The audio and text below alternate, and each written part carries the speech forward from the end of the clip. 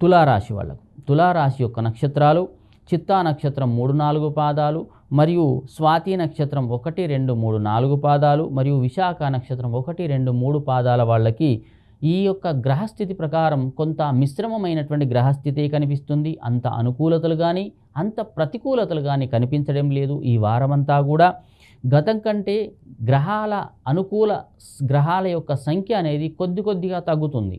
దానివల్ల కొంత ఇబ్బందులు అనేవి మీకు ఈ వారంలో కలుగుతాయి. ముఖ్యంగా స్థిర నిర్ణయాలు తీసుకోవడంలో చాలా ఆలస్యం చేస్తారు. దానివల్ల ధన వ్యయం అనేది ఎక్కువ అయ్యే అవకాశాలు కనిపిస్తూ ఉన్నాయి. మరియు ఆ పనులు చేసేటప్పుడు నిర్ణయాలు తీసుకోవడంలో ఆలస్యం అవ్వడం వల్ల కొంత ధనం వ్యయం చేసినా సరే అవి నిష్ఫలంగా ఉండే అవకాశాలు ఈ వారంలో మీకు కనిపిస్తూ ఉన్నాయి తులారాశి వాళ్లకు. మరియు కుటుంబ పరంగా కూడా కొంత ఇబ్బందులు ఉంటాయి. కొంత గొడవలు కానీ ఇంట్లో మానసికమైనటువంటి అశాంతి కానీ కలిగే అవకాశాలు కనిపిస్తున్నాయి. కాబట్టి కొంత ఇంట్లో ఉన్నప్పుడు కోపాన్ని తగ్గించుకొని చికాకును వదిలేసి కొంత మనసు నిగ్రహంగా ఉంచుకుంటే చాలా మంచిది. ఈ వారమంతా కూడా మానసికమైనటువంటి ఆందోళనలు, మానసికమైనటువంటి అశాంతి ఉంటుంది.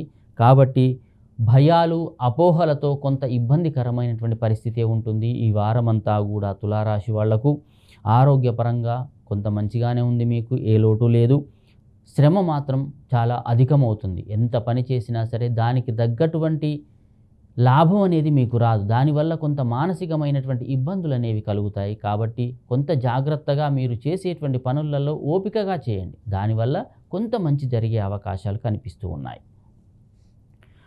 మరియు ఉద్యోగంలో కూడా ఉద్యోగం చేసేటువంటి ఆఫీసులో కానీ మీరు కొంత సమయంతో ఉండండి. ఎందుకంటే మిగతా మీ యొక్క కొలీగ్స్ ఎవరైతే ఉన్నారో వాళ్ళ వల్ల కొంత చికాకులు కానీ కొంత ఇబ్బందులు కానీ వచ్చే అవకాశాలు కనిపిస్తూ ఉన్నాయి.